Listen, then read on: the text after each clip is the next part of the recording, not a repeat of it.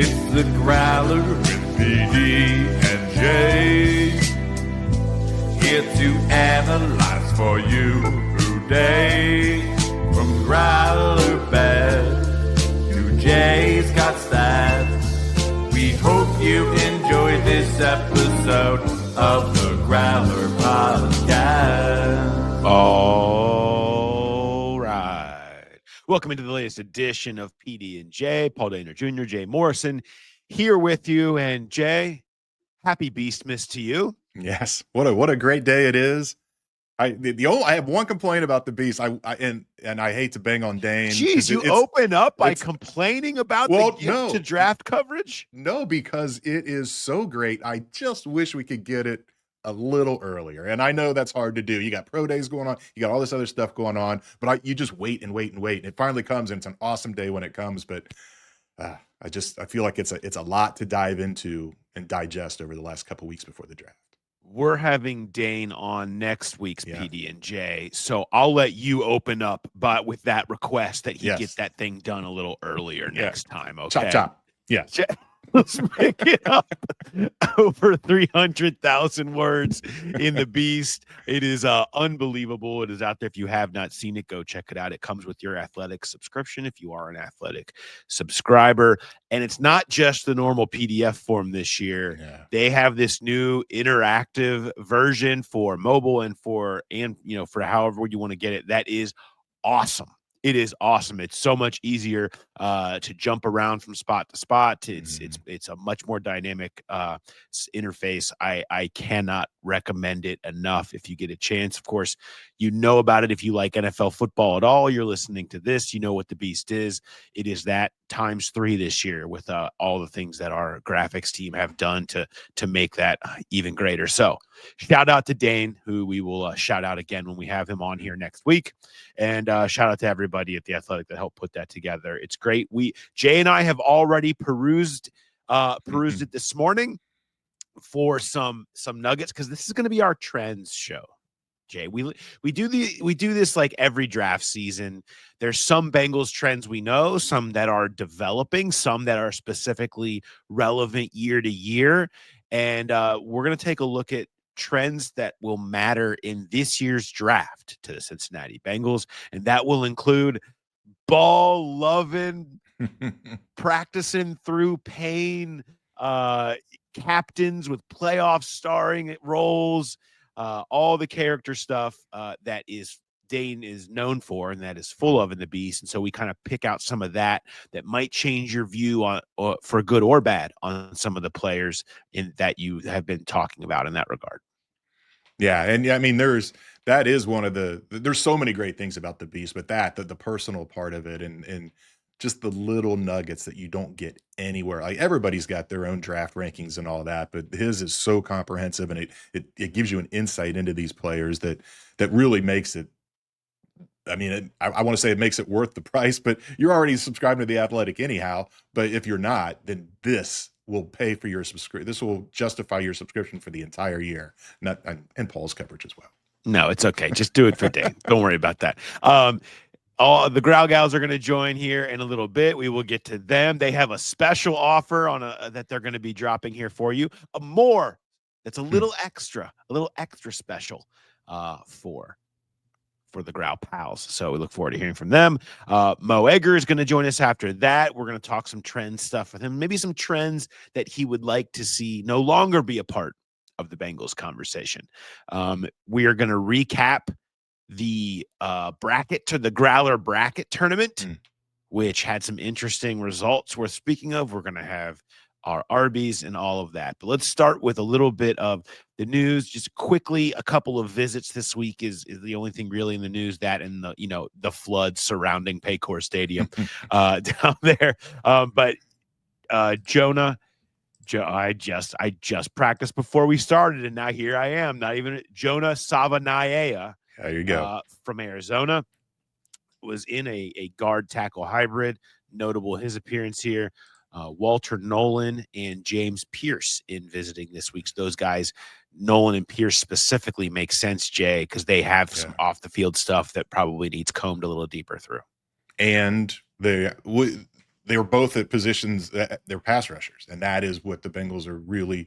That's where they really need an upgrade. And I find it curious that Nolan is the only defensive tackle so far that they've had in, and they've met with him pro days and all that, but he's the only one that they've had in for a top 30 visit, and it makes sense. There are, I don't want to say red flags, character issues, whatever it is, but 18 minutes at the combine isn't quite enough. And that's what these visits are for, to kind of dive in deeper and a little more relaxed. You're not just going bam, bam, bam from team to team. And they are kind of doing that with their visits, but it is more relaxed. You can go a little more in depth and really get a clearer window into a guy's character, or so you would think.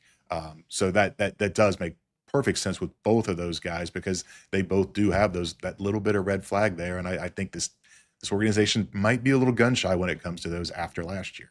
Visits that we know of to this point. Not all of these get out. Obviously, they're very informative, and they have been for the Bengals. They said these have mattered a lot. They have picked a ton of guys they bring in, and usually when you look at the guys that are first-round prospects around the area that the Bengals are going to pick at, and if they've brought them in for a top 30, that usually means there's a pretty good chance that they might be selecting them. They have done that in the past. So we'll keep an eye on that, of course, as those continue to develop. There's a bunch of Ohio State guys that you've probably seen that are coming in. Those don't count on the 30 because they're considered kind of local. So that makes sense where you're seeing a ton of Ohio State guys coming in. It's basically free access, free visit for them to get more time with those prospects. So just keep that in mind. All right, let's do it. Let's do some Bengals trends through the eyes of the beast. And so this is kind of some players that maybe stood out, need positions where some of the character stuff that we saw popped out and maybe would move them a little bit up in a Bengal eye or down. And so I'll let you kick it off, Jay. I've got a bunch here. You do too. Maybe give me one or two that stuck out to you. Let's go on the good side first. So the one that stands out for me right off the bat, because he's a guy that is now kind of entering the conversation of a possible selection for the Bengals, is Texas offensive lineman Kelvin Banks, listed as a humble team captain. We know they love their team captains. He's all business, all ball. The Bengals love that. Coach Sark said, when somebody asks what I need to do, I say, be like Kelvin. And that just sounds like a Bengals pick right there. Another one, I thought it was kind of an odd. You hear a lot of the same things about loves football and great character and all that, but the one that really stood out for me, and it's a position of need, maybe a little too late for the Bengals, but Cody Simon from Ohio State, the Ohio State defensive coordinator Jim Knowles said, Cody is a future president of the United States. Now that is an endorsement. Is it? Or is that an indictment? I don't know. I don't know if it's good to be the president anymore. Like some people would say it's not. Maybe you're polarizing and divisive. Maybe he just loves tariffs. Like, I don't know. It's we don't know specifically. No, I agree with you though. That is a great endorsement there from Jim Knowles. I have a couple. It was interesting, when you look at, we're spending a lot of time looking at these guards, first and second round guards, and there's a lot of consistent quality green flag stuff on some of these guards. Tyler Booker from Alabama, that was kind of out there that he was gonna, he was really well respected in that building. It was, obviously a team captain, but this quote, he keeps everyone accountable. After the loss to Vanderbilt, Book was the guy who got everyone back on track. I mean, that stands out. These are the types of quotes that matter. These are the things that when you're sitting there on draft day or before draft day and you're ranking between very similar prospects, those types of lines end up putting somebody over top of another. I mean, that type of accountability and stuff is what you can get. You can be getting the most out of whoever you're picking. So that one stood out there. And in the same vein, I would point out Donovan Jackson, another Ohio State guy. His intelligence and his preparation was noticed, and then Texas's Barry Sorrells called Jackson the toughest tackle that he went against, quote, because of his preparation, intelligence, and all the hard work that he puts into it was sort of a consistent note across the board. And for a guy that I don't know, when's Donovan Jackson going to go? Is he going to be somebody who fits in that in between 17 and 49 that the Bengals won't have access to? Will he slide down to 49? He's got position flex. Maybe he's a tackle in the long run because he showed pretty well there when he kicked out for Ohio State. I don't know, but the intelligence and the preparation stuff certainly stands out when you start talking about prospects that you're splitting hairs between. He is one of the most interesting ones to me because no, they haven't had him. You mentioned it; they can do these Ohio State guys and not count against their limit, and they haven't had him in that we know of. And it's certainly a position that they would be looking for. So maybe it's let's not bring him in. Let's not tip a hand here. But when we talk trends, we talk all the time about how they love these big mauler guys on the offensive line. And Jackson, you look at all the guards, and I know Dane has him listed as a tackle, which I think is incredible. It speaks to him because he was a guard and he had to kick out to tackle when Josh Simmons got hurt for Ohio State. And Dane says in the Beast, his film was even better as a tackle than it was as a guard. Me as an Ohio State fan, I was concerned when that injury happened, and he played really well.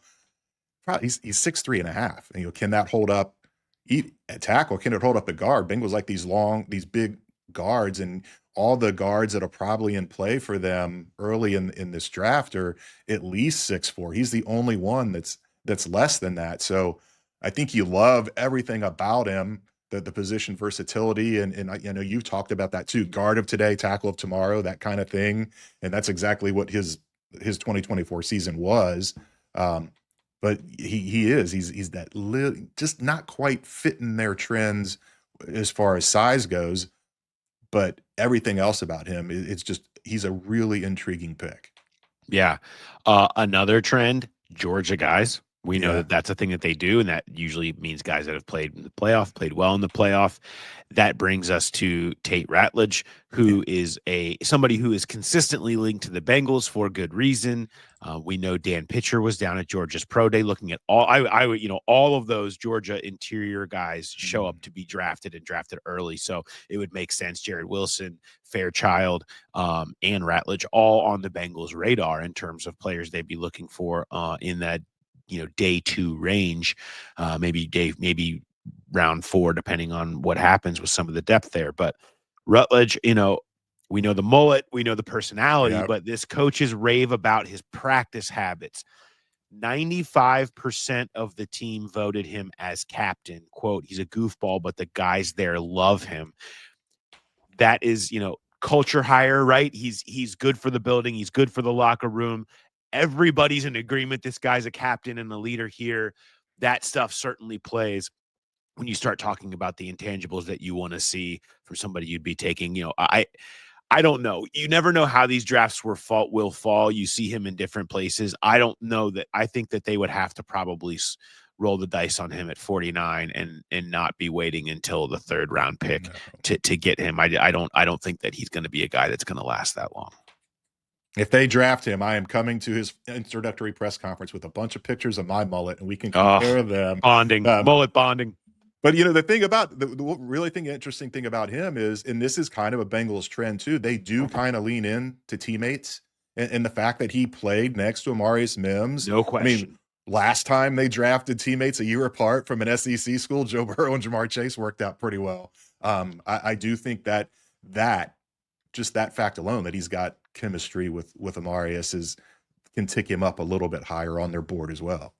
No question. I mean, I think that makes it, you feel like you can fast track their chemistry for him to play day 1 because you're not as worried about how they're going to mesh with each other, and because you already have that experience. I mean, I think that makes all the sense in the world. I want to drop a couple more on the positive side before we get into a couple on the more red flag side here.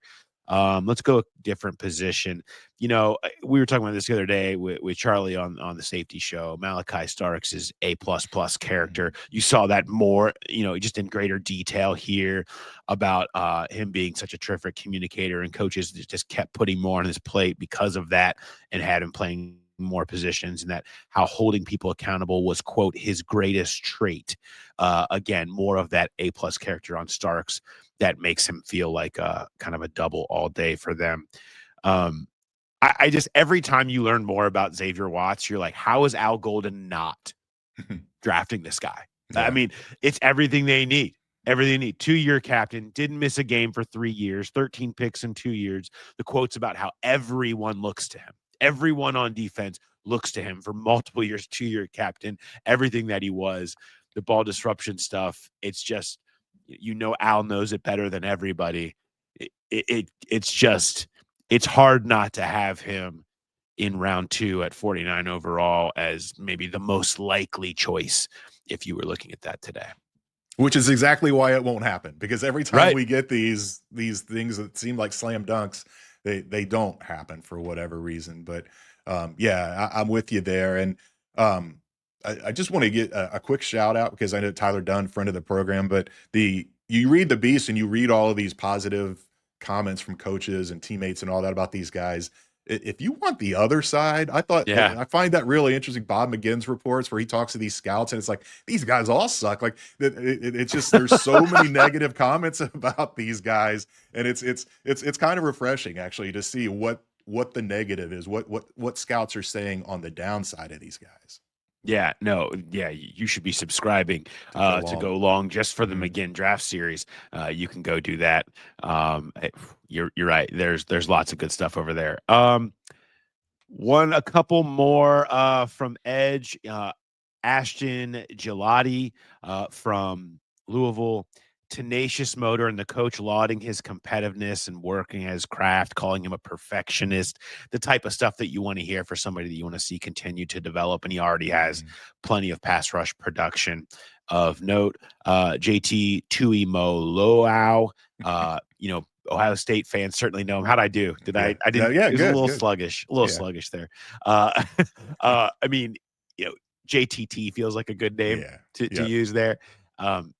I mean, I remember him having dominant games early in his career, Penn State. where it was like, I mean, he just basically won that game single-handedly. He obviously broke out, but I think one thing that's always noted is guys that will play and practice through injuries.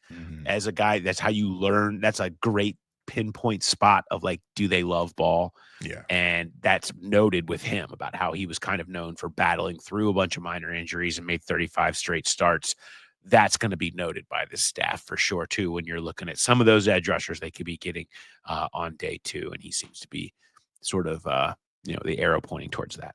Yeah, it's kind of a pros and cons, because you don't want a guy that has an injury history, but that's more the big injuries. But these guys all have nagging injuries. It's football. They're going to be playing through stuff, and some do, especially in college. When you get to there's some games you can take off in college where you're playing teams lower in your conference. You're playing non-league teams, and the guys that do fight through that stuff over and over and again and refuse to come off the field. That does resonate with a lot of NFL teams, but especially the Bengals. That is one of the things, that is one of their trends that they really do kind of look at, is availability. As Dave Lapham always says, the most important kind of ability is availability. Yeah. Should we go to the red flag side here? Sure.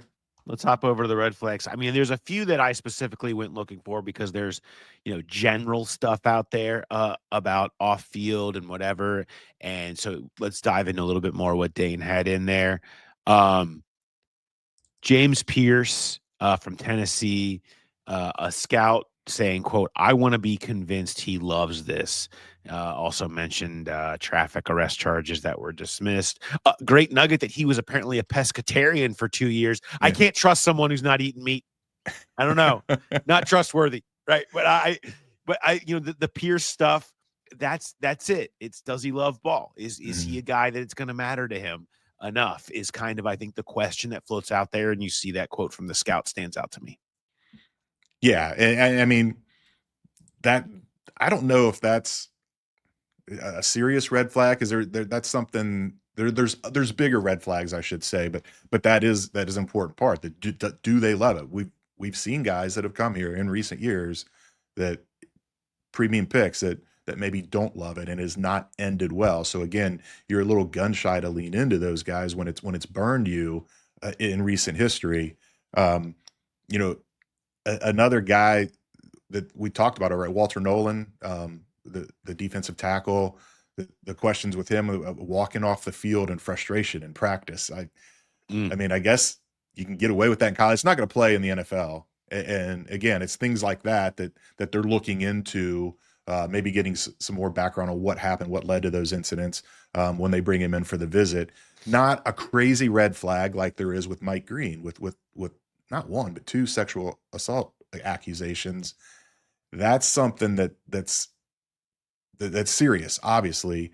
And the fact that there's 2, and he kind of dismissed it at the combine and said, he was never questioned about it. It was an anonymous accusation, which a lot of those are at first. And I just, the fact that they exist is one thing. That the way the way he went about downplaying it and defending it, I think raises some more questions there as well with him. And those are 2 guys that definitely should be on the Bengals radar. Well, 3 guys really: Pierce, Nolan, and Green. Yeah. And another one being Princely Unamia. I should have looked at the pronunciation key on this one. Princely. You guys know who I'm talking about. Edge rusher. Had to be restrained after a loss versus Florida, going after fans. Quote, emotional maturity and buy-in, end quote, concerns being noted there. And maybe part of the reason why, despite some production from him, that you've seen him further down boards and further down Dane's board, that was noted there specifically. Something in Derek Harmon, who has been thought of as, a really solid prospect, out of Oregon, one of the most disruptive 3 techniques in football. Sloppy weight conditioning concerns. He arrived at 350 at Michigan State. He got his weight down when he went to Oregon and had a great year. Will that be a problem? Will conditioning be a problem? Has he fixed that? Just the noting of some of the conditioning concerns happening there is interesting to hear on something that I hadn't really heard a lot with him. I mean, I knew he was bigger at Michigan State, but the fact that you kind of saw that as something that's still on the radar of scouts was noted. Both of those serious cases of deja vu with Princely and the emotional maturity and going after fans. Sounds a lot like Jermaine Burton last year. And then Harmon sounds like Tyler Shelvin. Don't call him Tyler Shelvin. No, the red flag sounds like the weight issues. That part of it sounds like Tyler Shelvin. Poor Derek. It's not like it was a surprise. He actually got down though. Tyler Shelvin never got down. No, that number never came down. All right. Let's take a break here. We're going to dive a little bit more into trends, but go if you're not subscribed to The Athletic, you should be. Go read through the Beast, parse through it. There's just so much good stuff there. If you care at all about the draft or want to dive in, you should do that. But in the meantime, let's dive into this week's conversation with the Growl Gals. All right, now is that time where we welcome back our great friends, the Growl Gals, Kelsey Kenter and Carrie Matucci from Bar 3 in Marymount. How are we doing, Growl Gals? You're great today. Yeah. How are you? I'm doing good. I'm excited. I feel like I'm officially fully into draft season, and it always gets my blood pumping a little bit. Like, I get a little more excited when we can leave contract talk and all the drama behind. You know what I feel like? I feel like I just got out of like a bar session with you guys, and I just feel like I can be comfortable in my own skin and happy. And this is the type of conversation and mind state that I want to be in, is thinking about the draft and not about contract disputes. I love that. Same vibes. 100%. It's the exact same vibes. I couldn't have described it better myself. Yeah. I want to make sure everybody knows you need to contact the Growl Pals at Bar 3 Marymount. That you can DM them on Instagram. You can email them marymount@bar3.com. That's the number 3. If you want to get in on any classes, and you guys have a sale coming up, right? Like, this is a big deal for you guys coming up here soon. It's a big deal. Yeah. It only happens twice a year. We only offer a sale twice a year, and it starts next Monday, the 14th. And we have a sale, a 30% off sale on all of our class packages. That's a 5 class, a 10 class, and a 20 class package. Mm-hmm. But we're gonna treat the Growl Pals here. What? Yes. Sweeten the pot. That's right. Here. Yeah. 40% off. Whoa. Growl Pals just keep receiving. They keep receiving good things. Love it. 40% off for Growl Pals. That's the semi-annual sale that starts on Monday. You can go be part of the Bar 3 community down in Marymount, down by our good friends at 50 West and the Kroger down there on Wooster Pike.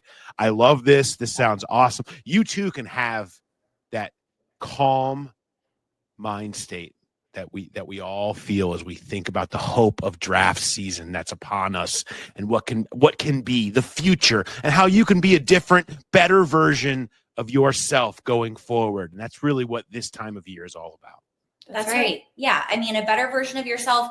You're just putting good energy out into the universe, which I think is helpful, especially for the Bengals and the draft season upon us. So they need it. They need all the good vibes they can get, and you guys have been putting them out there. You guys took care. You guys got Troy and Katie and the family into a good headspace with T and Jamar a few weeks back. We still credit you for getting those deals done, getting everybody to start thinking positively and getting in a better space. So we appreciate that. What else do you have for it? What do you got for me today? All right, so we've got questions about, we're going into pre-draft interview process. Yeah. We ourselves are going into a bit of a pre-draft interview process. We're going to be going into some instructor audition interviews, and we're curious about what the Bengals, what kind of questions they ask in these interviews. I know that culture is a really big deal for them. Culture is a big deal for us. So we have, really important questions that we ask for when it comes to culture. What kind of questions are they asking? What are they looking for when they are talking to these guys? It's a good question. That's a really good question. I think that a lot of what they do, like I remember last year, Zach Taylor telling us about Chris Jenkins, who was a second round pick, who was A+++ clean character. Like you needed to know about those guys off the field. Well, it didn't take long. He's like, I think I asked 3 questions and then we just talked about something else for all because I knew this is no big deal. I think the most you want to know that guys love football. Like that's what they always say. Love ball, knows ball, cares about it. It matters to them. They don't want to hear from them about all the businesses they want to get into and all the other things that they want to do off the field and what they've done with their NIL money. Like you want to hear they can't stop talking about, counter rush technique. Like they just can't get enough.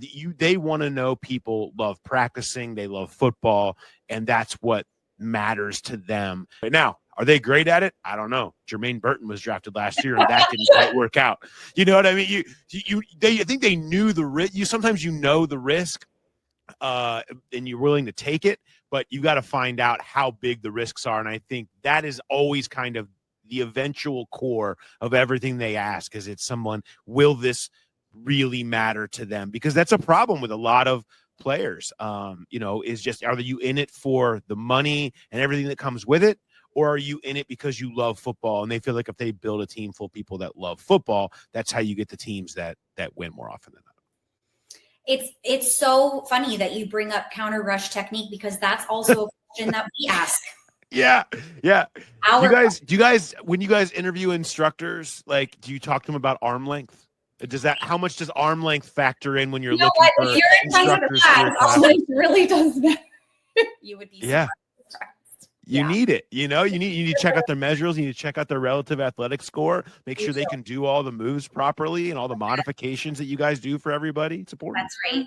But it is a good point in all seriousness. Like when we are looking for new instructors, as we are right now, we don't really require people to have like a one-to-one comparison in terms of like your background and what you have experience with. Like we're not necessarily looking for people who were instructors before. Right. It could be anybody. I wasn't an instructor before. You weren't either. Yeah. So anyone is welcome to audition. I love it. I love that like people that are your clients that are already part of your community are a lot of the people that have become instructors in your classes, and it kind of builds on itself. Promoting from within. That's how you build it the right way. I love it. That's great. And a reminder to everybody, get that deal. Semi-annual sale starts on Monday. It's 30% off all packages. But since you're listening to us and you're a Growl Pal, you can contact them, let them know you're a Growl Pal. You'll find out more about that next week. 40% off. You get extra just for being a Growl Pal. I certainly appreciate. It's always great to catch up with you guys. Make sure you guys send something to them. DM them on Instagram, bar3 Marymount. Email them, marymount@bar3.com. We have a QR code down over there. If you're watching on YouTube, you can go hit that and go directly to their site and get everything you need there. And always mention the Growler, and there's always a little extra something that's there for you. For now, it's going to be this 40% off that's coming your way. And if you want to be an instructor, you're going to be part of it. You don't want to just like be a client. You want to be a part of the whole community, a leader. You think you're a leader. You think you're about more of it. Let them know. They're bringing instructors in now. So great time to do it. That's right. All right. Growl Gals, appreciate it. We'll talk to you next week. Thanks, Paul. Thanks. See ya. All right. Much thanks to the Growl Gals as always. And now we're going to bring in more friends of the program. You know him, you love him, ESPN 1530s, Mo Egger, who is coming to us from his car, which I always like. These are my favorite appearances when we get the car appearance. Mo, where the hell are you? I am in the parking lot of the Starbucks at Rookwood. Oh, nearby. I could come and we could do one in person here. We're not too far away from me. I kind of thought about that as I was zipping up I-71, that I could just swing by Paul's house and do this, but I didn't know. I didn't know if that'd be weird. So you've broadcast from your house before. Yeah, it would have been very weird, but I appreciate it. I appreciate you stopping and checking in with us here. You got your own mic. You brought a special microphone that you've attached to yourself. You're just always prepared. I always appreciate that. You're always ready to do a show. You know, you never know when a show is going to break out, and so so here we are. So we're doing kind of a Bengals trends show and draft trends. And they have a few that I want to get your opinion on, and we can kind of dive into these. I'll start it this way. I'm going to give you 3 Bengals trends that exist, and I want to know which one you would like to see them boot to the sun in this year's draft. Okay. Mm-hmm.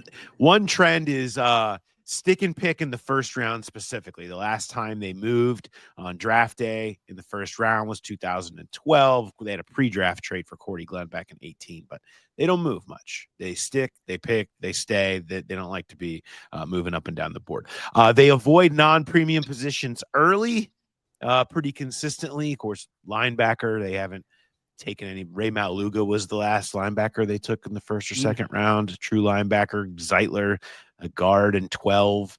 Running back, Zach Tyler's never taken a running back before, round 5. So non-premium positions early. Of course, they love these big school ball-loving captains who've played in the playoff. We know that sort of profile that exists. So those 3, is there one that you would most want to boot and say, not this year? Let's shake it up. Stick and pick. Yeah. Trying to move. You know, although there's validity to the idea that you veer away from the not take, premium positions early because, well, their needs are non-premium positions. And suddenly when you have needs at non-premium positions, those become premium positions. That said, they're sort of in draft purgatory there at 17. And they have so many things they have to address. This draft is so important. Paul, you and I talked about this yesterday. I said, well, they need to hit 4 doubles, which is probably unrealistic, but they need a lot of players who can make an immediate impact. And the best way to do that, it's like if you believe the draft is an inexact science and is all about luck, well, you have a better chance of winning the raffle the more raffle tickets you buy. So I want to buy another raffle ticket in this draft. I'm sure a lot of teams from the middle down would have the same philosophy. Let's see if we can get extra picks.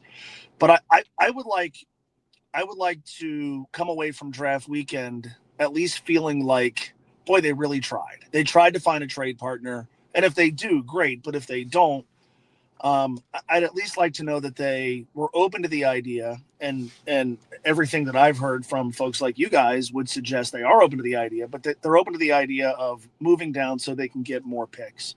I don't want to stick and pick. I'm not going to complain if at 17 they address a position of need. And again, there are many, but I want more raffle tickets, and the best way to do that is to trade down. The 17th overall pick has been traded each of the last 2 years. Last year, we saw the Vikings traded 17 with the Jaguars, and The return was 23. They moved down 6 spots. 167. But then in a 2025 third and 2025 fourth for moving down 6 spots from 17. The year before, the Steelers moved up from 17 to 14. In exchange, it was a 4th rounder, number 120 overall for that. But you've seen, there's lots of movement there.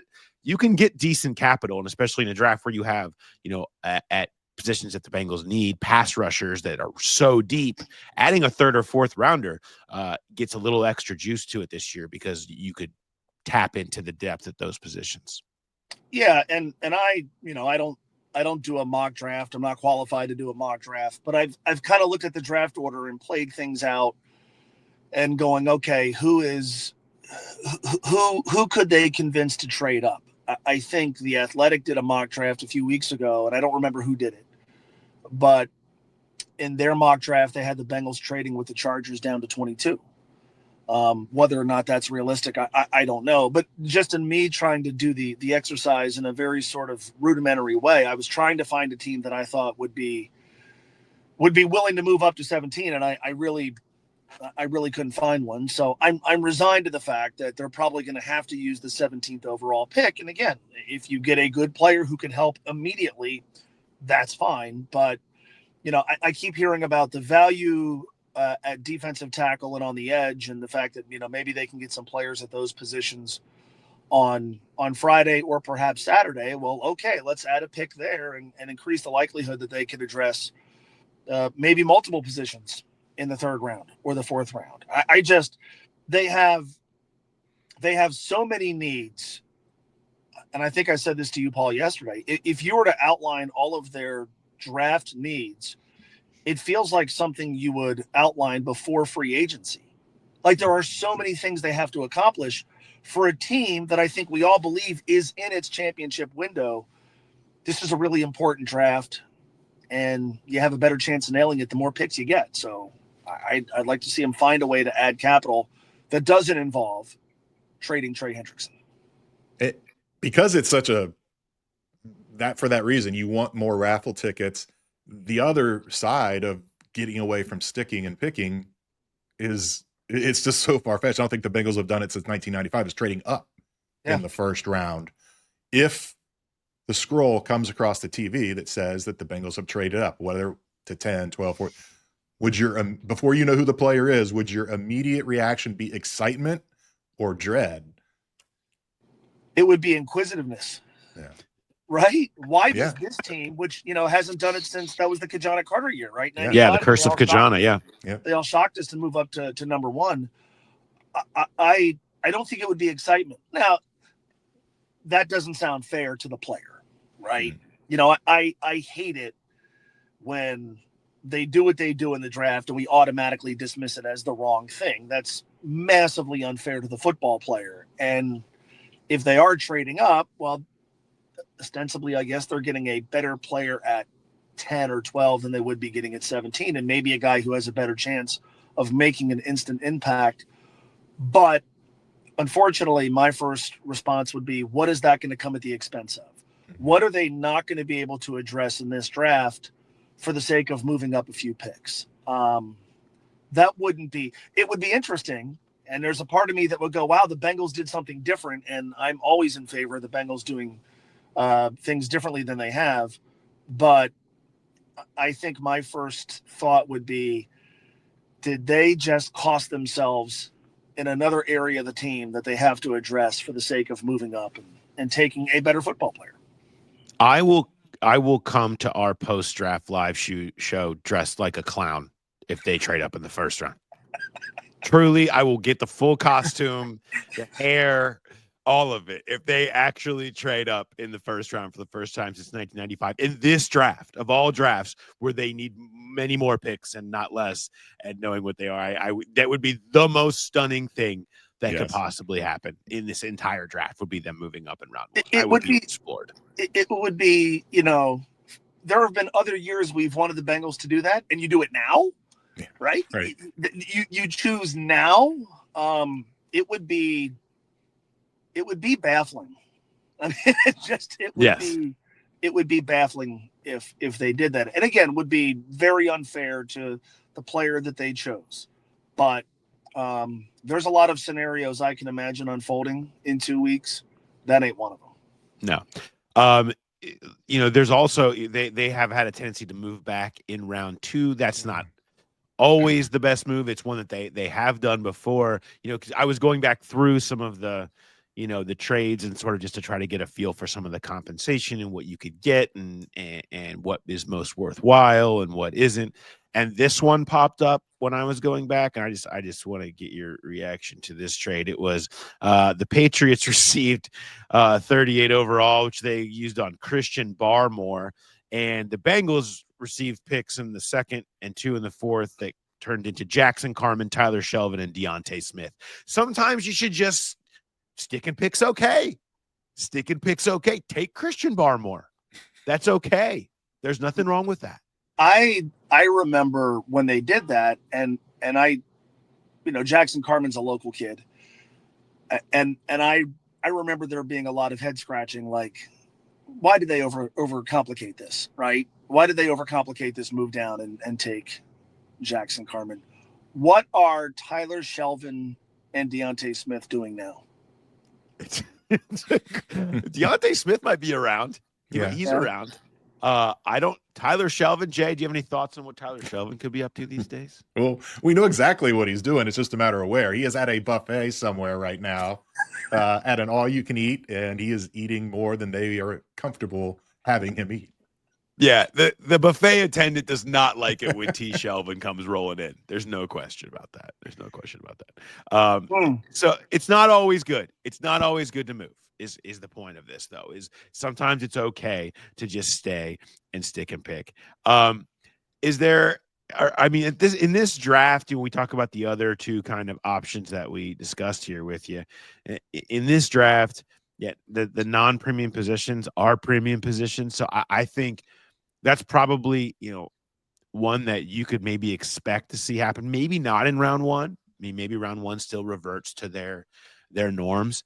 But I think there's a real chance that you could see something like a linebacker if we're talking about Jihad Campbell or a guard. If we were talking about a guard that they really, really like and feel like can be a day 1 starter, maybe a multiple position type guy, that could be the answer. That would be surprising, but you can see it given the state of things where they have to be willing to go outside of that norm for themselves.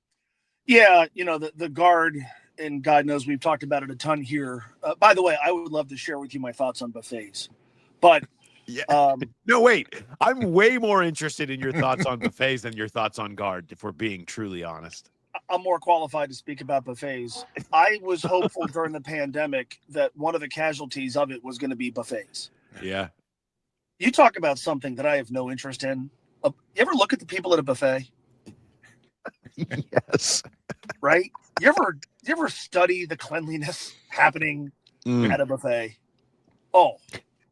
Yeah, the clear guard is not saving anyone. The one little screen up top that is not doing the job for anyone. I remember thinking during the pandemic, 2 things are going to go away that I'm in favor of. Number 1 is people blowing out candles on a cake.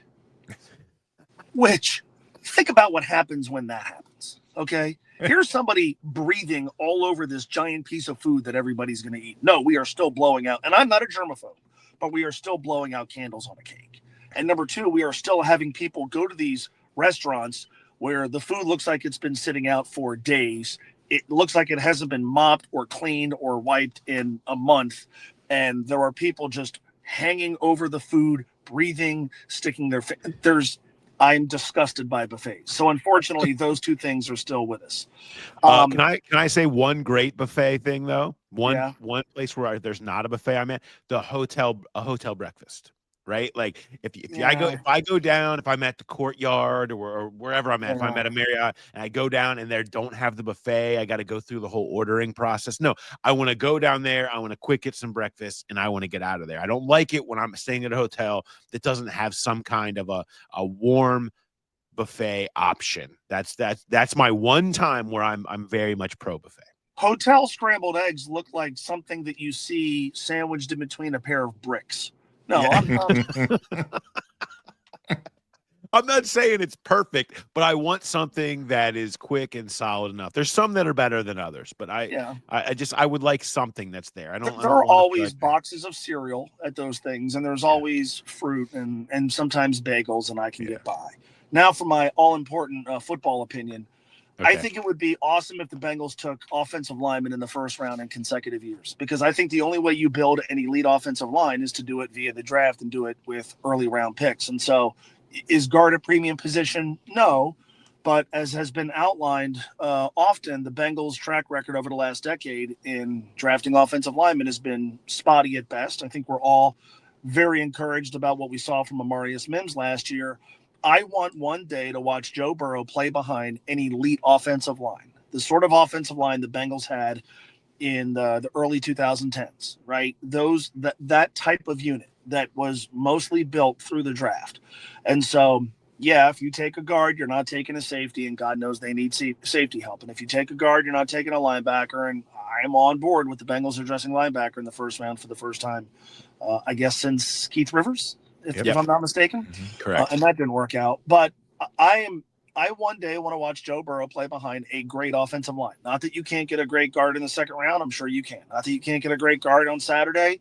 I'm sure you can. But if they took a guard at 17 or with their first round pick, wherever it is, I'm going to get excited about that. I guess the smart money would be on that not happening. I know, the conversation has been, can you find somebody who's going to play guard now and then kick them to the outside a little bit later on in their career? I'm on board with that. But I want to build – my argument for Amarius Mims last year was the only way they're going to build an elite offensive line is to build it via the draft, and it's going to take a little while. And that's no knock on what you do in free agency. But if they're ever going to have a great line, that's going to be mostly composed of dudes they draft and dudes they draft early. And so if they take a step toward that by drafting one in round one this year, I'm going to be really excited. That said, I'm instantly going to turn my attention to day 2 and 3 and go, okay, there's still a lot of stuff to fix on defense. And so it's almost like positionally they can't get it wrong in round one, because you can make the case for any number of positions with this team, which is odd given the fact that they've had 4 consecutive winning years, and we are going to talk about them in championship terms. The amount of needs they have to draft does not mesh with a team that's got a wide open championship window, and yet here we are. But if you just made it about the position they're going to take in round one and not so much best player, I would love to see him go back-to-back years offensive lineman in round one, mainly so I never have to have a phone caller to my show say the Bengals don't care about the offensive line, which we know is not true, but that would be evidence to support that is definitely not true. Do you have to have 5 elite offensive linemen to have an elite offensive line? Kind of going back to the no donkeys approach, how fast Burrow processes, the weapons that are there. Can you get by when you've already got Mims is ascending, Orlando Brown's playing really well, Ted Karras is solid. Can you get by with solid to average guards with what you already have in place? Or do you feel like for an elite offensive line has to be 5 elite guys? No, I mean, I think the best offensive line they've had in my adult life was the 2015 unit. I mean, those weren't 5 all-pro guys. Kevin Zeitler was on that group. Was Kevin Zeitler ever a Pro Bowler? I mean, he's had a great career. He's still playing, but they used a first-round pick on him, and he I don't think was ever an elite guard, but he was really good. And again, you can maybe get that guy in round 2, maybe round 3. I mean, long list of offensive linemen who have come from later in the draft and succeeded. But, do you need 5 elite offensive linemen? No, but would it help to have 2 or 3? Yeah. And then you could better fill in what you have. And you're right. Like, we're all pretty happy right now with the tackles they have. We're all pretty happy with the play of Ted Karras. But I'm thinking short-term and long-term, which I guess is where the conversation drifts toward. If you're talking about a guy who has experience playing guard and tackle, he could play guard now, play tackle later. One more question before you go, which is one that you posed to all of your listeners yesterday. I had never heard your answer, so I just wanted to know if you were in prison, would you ask your cellmate what they are doing time for? This was an actual poll question that you put out yesterday, and so I'm curious the results and your opinion on this. Well, the backstory is we have a gentleman who calls our show, and he calls it every day. And we do not put him on the air every day. We tell him, we're going to take your call twice a week. He's an older gentleman by the name of Mike, and he listens to our show religiously. He's going through a lot of health issues right now. And so we sometimes put him on because that's like the part of his day that he really looks forward to. And if that's bad programming strategy, then it is. But during the course of our conversation yesterday, he casually dropped that he served time in prison, I guess for not paying his taxes. And his cellmate, I guess, like sports gambling, and explained this baseball betting strategy that Mike has used himself and passed on to our audience. And I asked him, what was this guy in the can for? And he's like, I don't know. And that was incredulous. I was incredulous. Like, if you were in prison and you've got a cellmate, is that one of the first two things you ask? Like, maybe you first ask, where are you from? Maybe you then ask, how long you here for? Question number 3, if it's not 1 or 2, would be, why are you here? And a cellmate's like a college roommate. And I remember my college roommate. And after, where are you from? It was, what's your major? I didn't particularly care, although it was pre-med, but it's just what you ask. So yes. I cannot imagine. First of all, I hope to God I never have to confront this particular predicament. I hope I'm never in prison. But if I am, and I have a cellmate,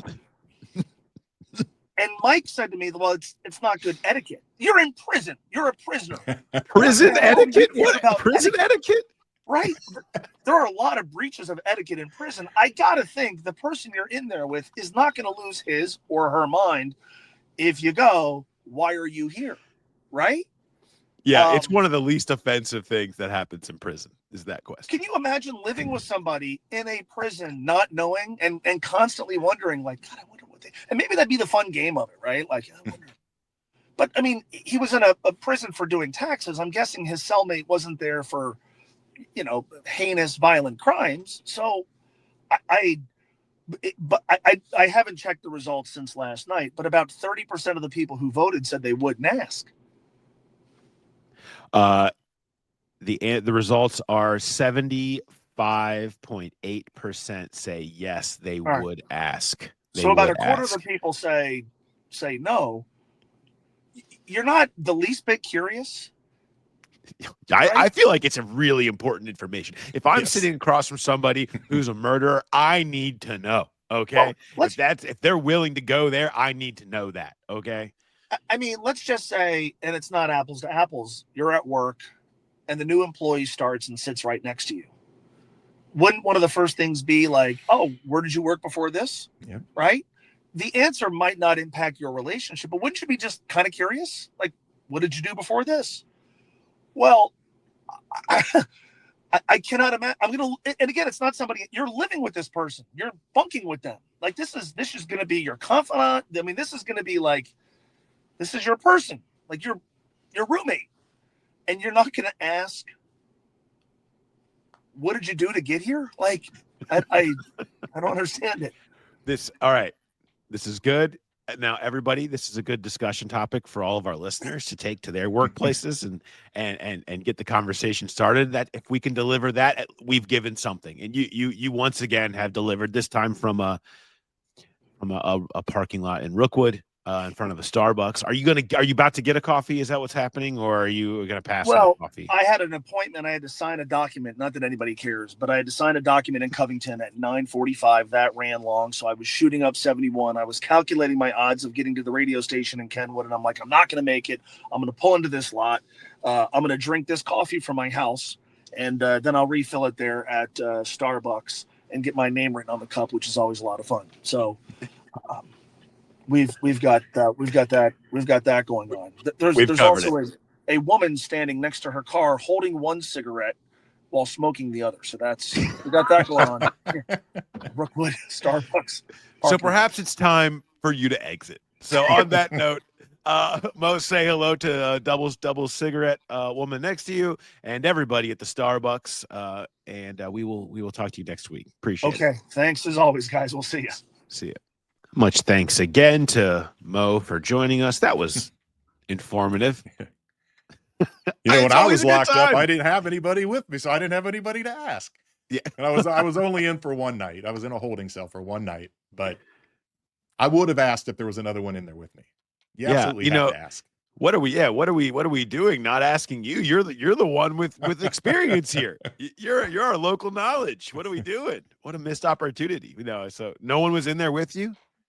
No. It was in Lebanon. I was shoplifting at Kings Island, and yes, I was just waiting for my one phone call to get off work so he could come bail me out. And I thought he would do it on his own. Unfortunately, he had to tell his dad, so they both came. And then a day later, the dad said, I've been thinking about this, and I don't feel right.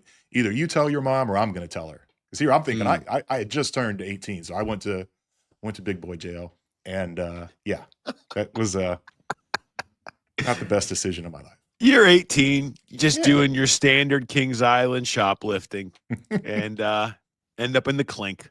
Yeah. What else can you say? Not a good night. The legend grows. The legend grows for Mullet J. All right. On that note, it's hard to come down from that. But we will try to. We have a few more general Bengals trends that we want to touch on before we wrap it up here. So Jay, I recommend people go and read You Win in Depth on some of the guard trends over at Sports Illustrated, and I highly recommend people read that. But you have some good anecdotes from the guard trend discussion. Yes, I was looking to see where the good ones come from, and I know that Pro Football Focus grades aren't the end all in terms of evaluation, but it is a good baseline. And I was looking to see how many rookies have been able to be in the top 20 in PFF grade in the last 10 years. And there's only been 2 of them. And it was Quentin Nelson. And now the other one's escaping me. I'll see if I can come up with that. But Quentin Nelson was 12 and the other guy was exactly 20. And when you look at guards that went on to become all pros, either first team or second team all pro, it's maybe not surprising, but it is a little interesting. There's been 15 of them in the last 10 years, a lot of repeat guys on that list. And 6 were first rounders, 3 were second rounders, 3 were third rounders, 1 in the 4th, 1 in the 5th, and 1 undrafted guy. So it can happen to get an elite position at an elite player at a non-premium position. You can hit later in the draft. But I thought it was interesting that so many, even those guys, the guys that went on to become all pros, it takes a year or two to really become a good player at that position. You see it, quarterbacks, receivers, the more skill positions, you can jump right in, transition right away, and kind of hit the ground running and go from elite in college to elite in the pros. And in the trenches, especially the interior of the offensive line, it just doesn't happen that way a lot. And so I think that's important to keep in mind when you're kind of, even if they do go guard in the first round, to kind of tamp down the expectations for a guy to step right in and get to that elite level. If he ever does, maybe they take a guy in the first round and he just becomes an average guard. What we were talking about with Mo, where you can live with that if you have the other pieces in place. But yeah, they come from all over, but typically if 9 of the 15 first or second round. Yeah, I mean, there's a reason that you see a lot of teams wait, because it has to be really worthwhile. You have, a Quentin Nelson type. There are a few. Elijah Vera Tucker's one that was an early pick a few years ago, and it happens. But maybe some of those guys can come in and be great right away, but inevitably, especially when you look at the way this draft is set up, there's not really your slam dunks in there that would be available at 17. And so you got to think that you're coming in with the hope that they can be okay and get you by the end of the season, the arrow is going way up and you're getting good play by the time you reach December or January, but maybe it takes time. Those expectations are very important to consider when you consider how even some of the best picks have struggled early on, and important to note at this point, which is why you wish they had gotten one in free agency. Yeah, exactly. Made you feel a little bit better about it, but they have. Elgton Jenkins from the Packers was the other one. He was 20th, and it was notable too that there were 62 guards drafted in the first 4 rounds in the last 10 years. Only 11 of them got second contracts with their team. It's a position that's hard to invest in with draft capital. It's even harder to pay those massive prices once they get to free agency or once they get to extension eligible. Let's talk about another position that is hard to invest in second contracts, and that would be running backs, which that topic has been an NFL trending topic for a number of years now. Last year was the renaissance of the aging running back, I guess, so to speak, or at least played out that way in some instances, and Saquon Barkley being one of the stories of the NFL season specifically. And locally here, the Joe Mixon conversation and what became of him. Chase Brown becomes a guy, though, right? Mm-hmm. So you know what you have there. If there was one thing in this draft, and you said you got to get one thing right, and for an amount of money that makes you uncomfortable, what would you pick? I would say 5th round running back.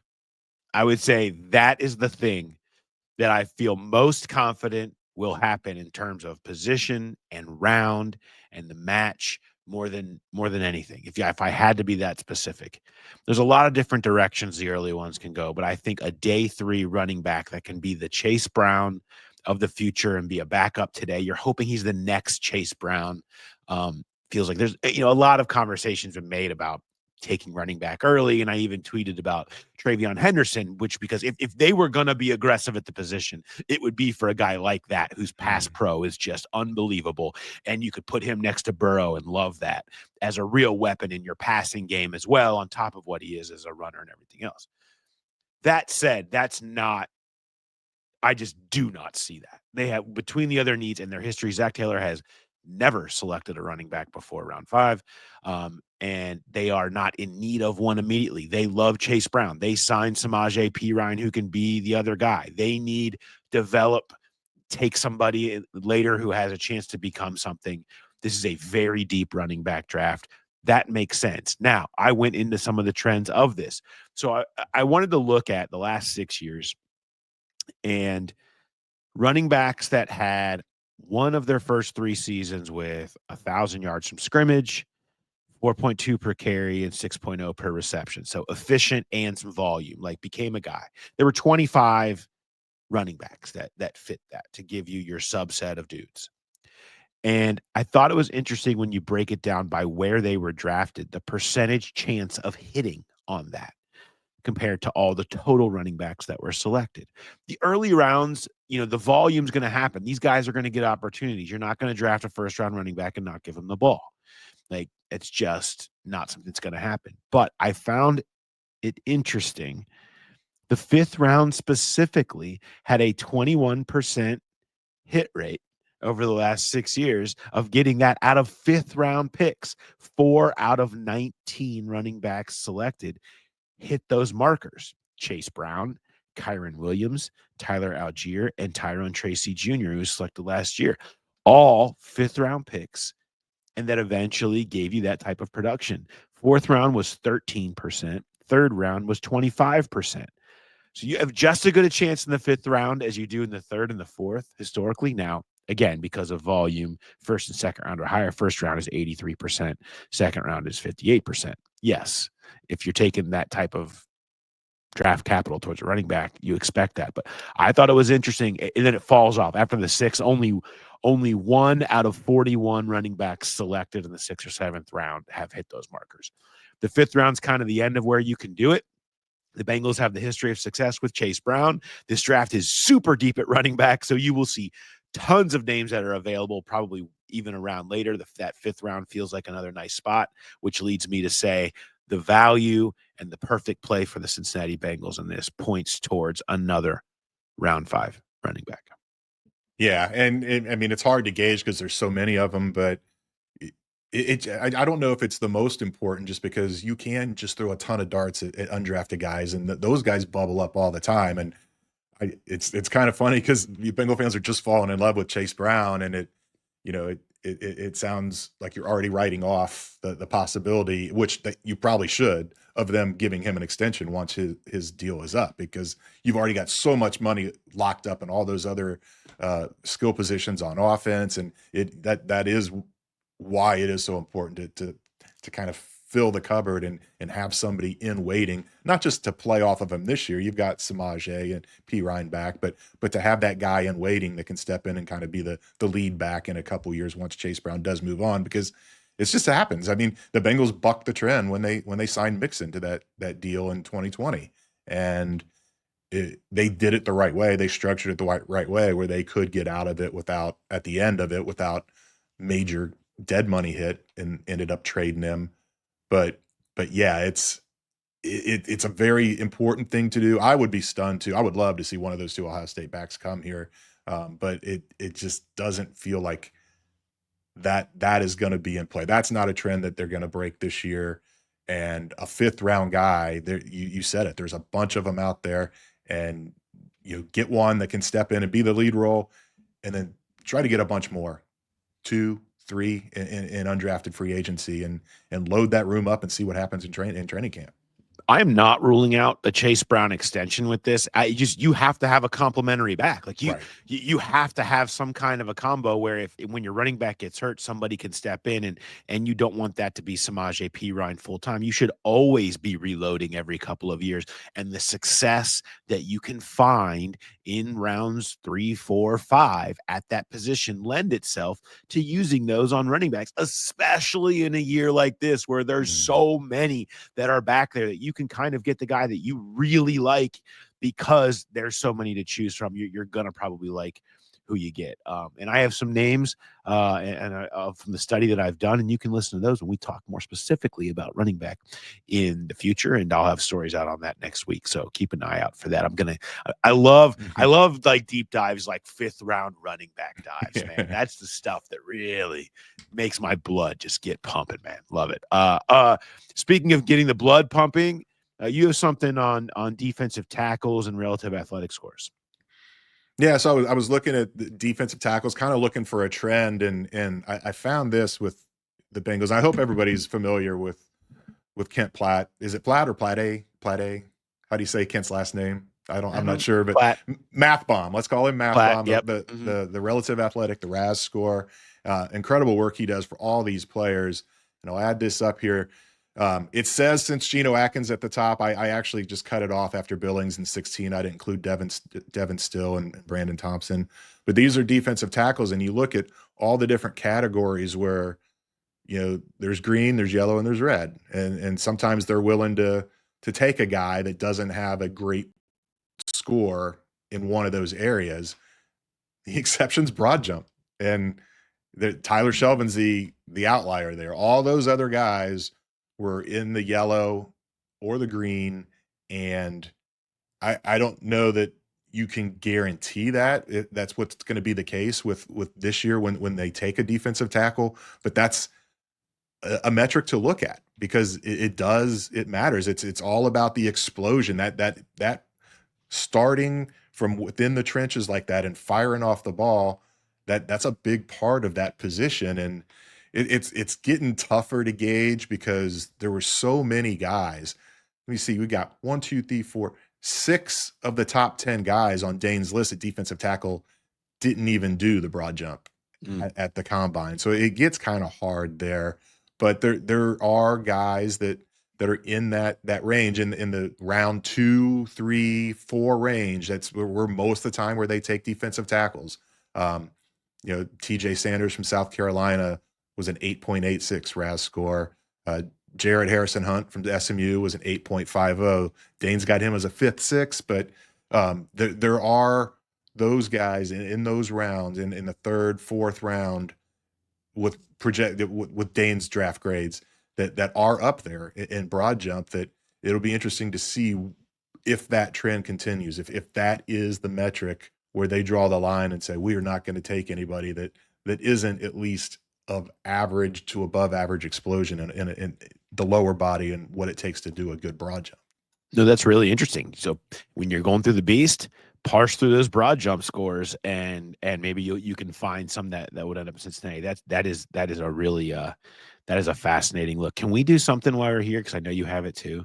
Can we pull up Tyler Shelvin's RAS? This is amazing. This is just great.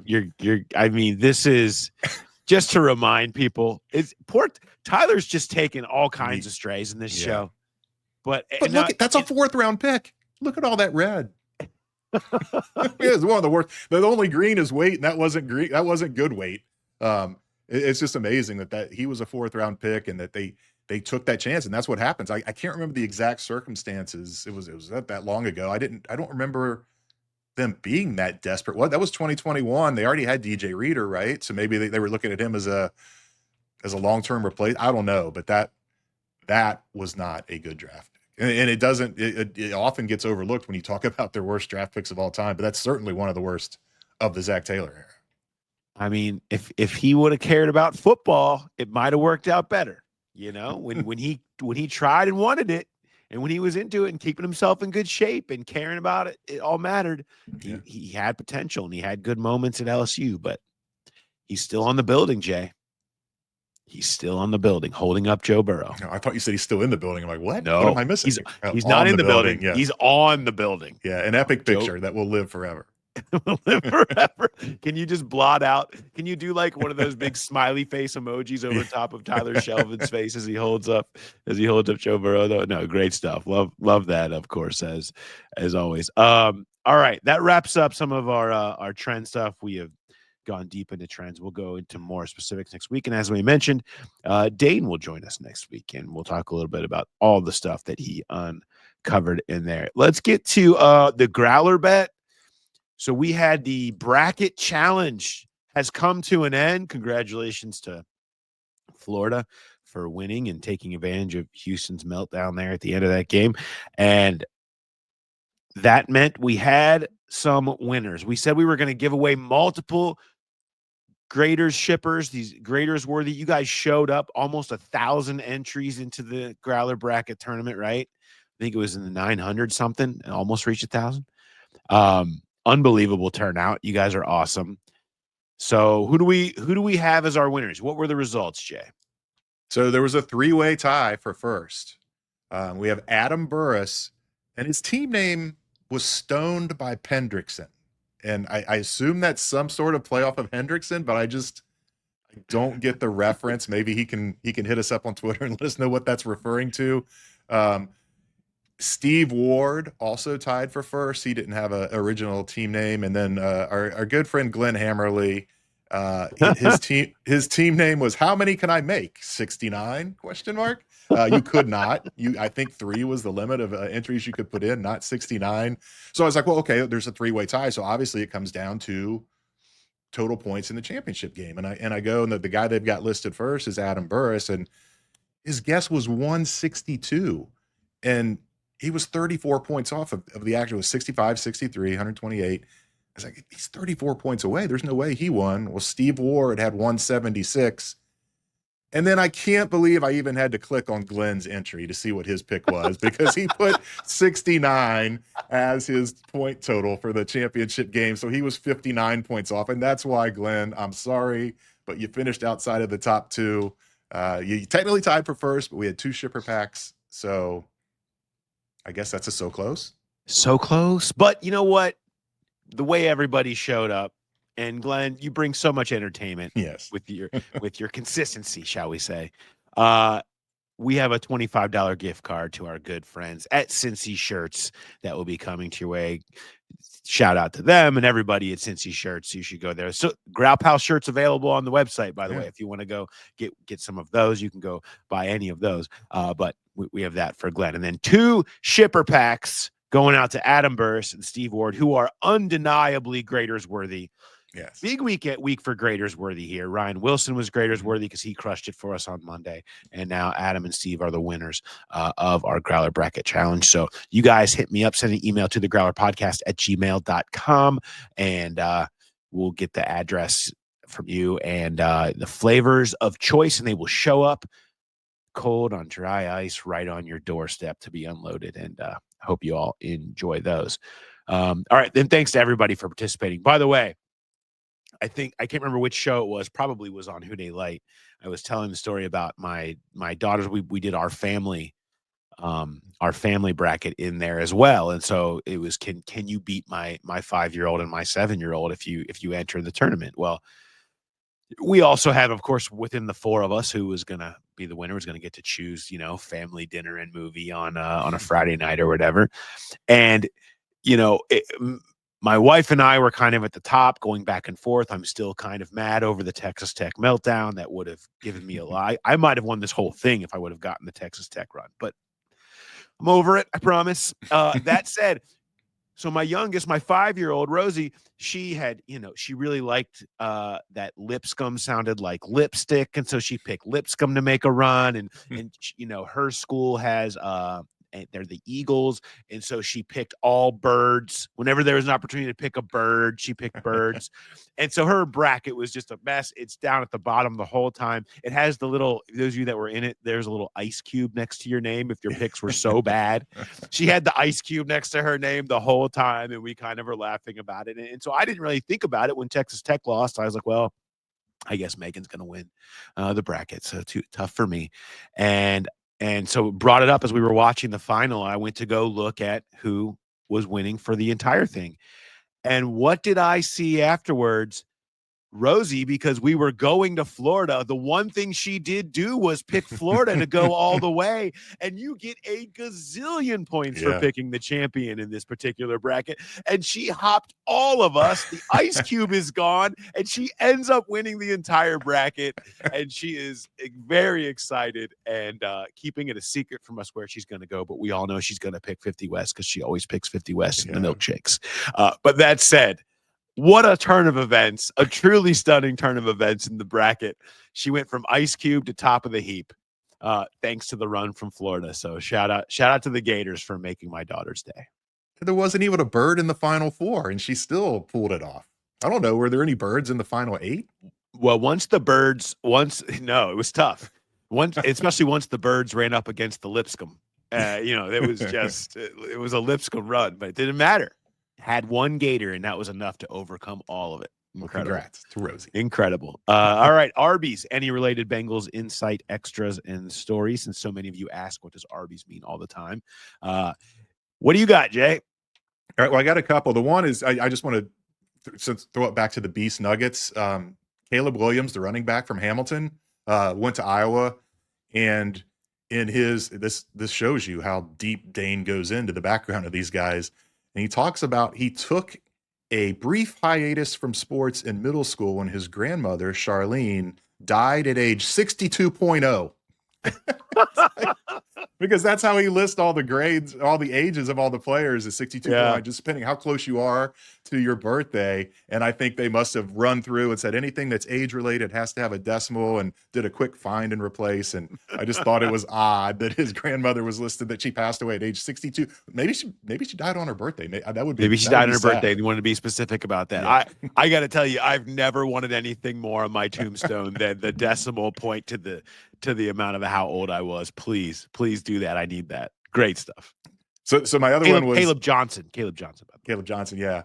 So the other thing was, so my son had his 25th birthday yesterday, and he was celebrating by going to the Blue Jackets game. And it made me think of a weird tie-in to the Bengals, because when he was 8 years old, I took him to his first NFL game. The Bengals were 0-8. They were playing the Jaguars, and he's hearing F-bombs and all over the place in the stands.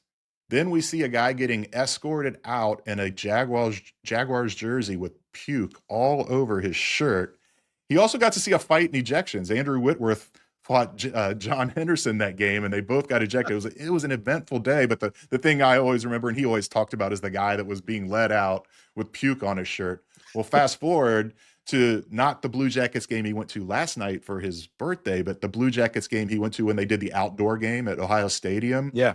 He and his friends sit down, and the people next to him were so hammered, one of them threw up on him before the game even starts. Oh my God. And so luckily, he said they kicked those people out and they took Braden and his friend to first aid and got him cleaned up and everything. And they were good together. They were able to kind of spread out at the game and have some more. But I just thought it was ironic that his first Bengals game, he involved vomit, and so did his first Blue Jackets game in an outdoor venue.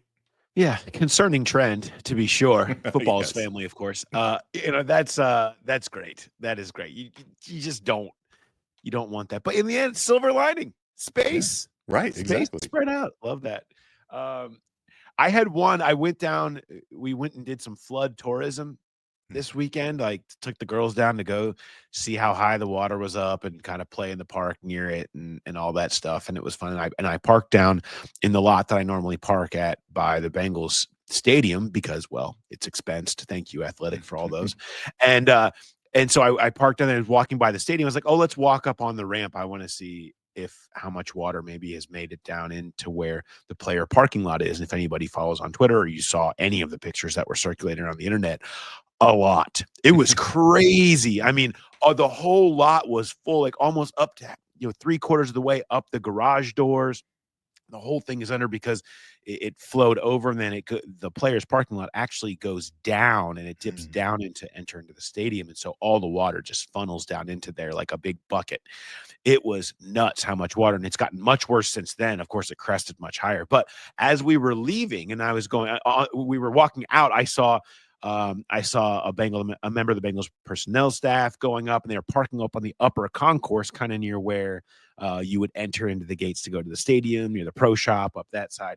And we're talking to them about how they had to go in and out that way. And they had to move a bunch of the planters and the stuff that's down on the bottom of the ramp so that they could be able to get out. And as we were leaving, I see an SUV weaving through some of the planters and then ending up on the sidewalk and going off-road down the walkway that you would go if you were trying to cross the street down there. And it was our good friend, Bengals director of college personnel, Mike Potts, who was weaving his way. And it's like, hey, look, it's draft. I got to be down here. I got stuff to do. I'm weaving through the sidewalks. Okay. That's just what it is. It's like, you know what? I'm really busy right now and I don't have time for this. So down the sidewalk I go. Loved it. It was funny to see Mike, who we will see again this year at our live show that we're going to do at BetMGM Nation Kitchen and Bar at the Banks, our post draft live show on the Tuesday after the draft, where we'll go down and break down all of the picks this year. Much more on that coming your way here very soon. So keep an eye out for that. Maybe we won't let Mike drive on the sidewalk up there by Nation. We'll keep him on the roads. So, hopefully the river's back in its banks by then. Let's hope. Goodness gracious. All right. Thanks everybody for hanging with us. Long episode today, but we had a lot to get to. Love going into trends, and good to talk to Mo about cellmate etiquette and lots of good stuff. So I hope everybody enjoyed it, and we will talk to you next time. Have a good one, everybody.